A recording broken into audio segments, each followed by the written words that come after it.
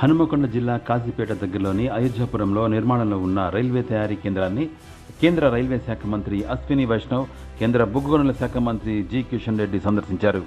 అనంతరం మీడియా ప్రతినిధులతో సమావేశం నిర్వహించారు.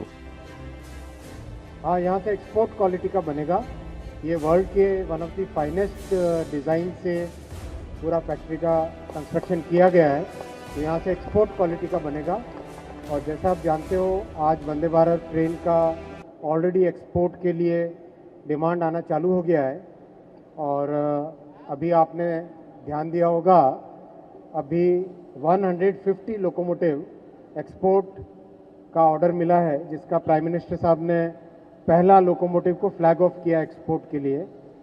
वैसे ही मेट्रो कोचेस का भी एक्सपोर्ट का काम चालू हुआ है। तो अब आने वाले समय में भारत एक बड़ा रेलवे मैन्युफैक्चरिंग और रेलवे एक्सपोर्टिंग कंट्री बनेगा। ये इसका कैपेसिटी बहुत है। आपने देखा देयर आर 4 बेस, 4 बे, बे 1, बे 2, बे 3, बे 4। ये 4 बे करने का ये मकसद था कि मेगा फैक्ट्री बने। मेगा फैक्ट्री से आप इंजन भी बना सकते हो, कोच भी बना सकते हो, मेट्रो भी बना सकते हो, और हर तरह की फ्लेक्सिबिलिटी है।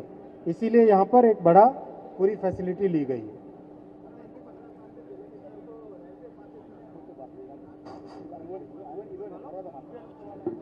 హలో సార్, కిషన్ రెడ్డి గారు, ఈ కోచ్ ఫ్యాక్టరీకి సంబంధించినటువంటి భూములు ఇచ్చినటువంటి రైతులు కొంత ఆందోళన, ఆవేదన వ్యక్తం చేస్తున్నారు.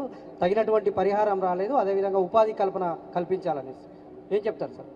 తప్పకుండా అది భూములకు సంబంధించినటువంటి స్టేట్ గవర్నమెంటు, జిల్లా కలెక్టర్ బాధ్యత తీసుకోవాలి. వాళ్ళకు ఉద్యోగాల విషయంలో స్టేట్ గవర్నమెంట్ రికమెండ్ చేస్తే తప్పకుండా రానున్న రోజుల్లో ఇక్కడ వచ్చే ఉద్యోగాల్లో మరి రాష్ట్ర ప్రభుత్వం యొక్క రికమెండ్ ఆధారంగా ఇక్కడ ఉద్యోగాలు ఇచ్చేటువంటి అవకాశం ఉంటుంది. అనేక ప్రాంతాల్లో ఏ రకమైనటువంటి ఆర్ఆర్ పాలసీ ఉందో ఆర్ఆర్ పాలసీ ఇక్కడ కూడా తప్పకుండా రాష్ట్ర ప్రభుత్వం ఇంప్లిమెంట్ చేయాలి. వాళ్ళ ఆదేశం ప్రకారం మేము అమలు చేస్తాం. धन्यवाद अंडी। Thank you. మనం కొంచెం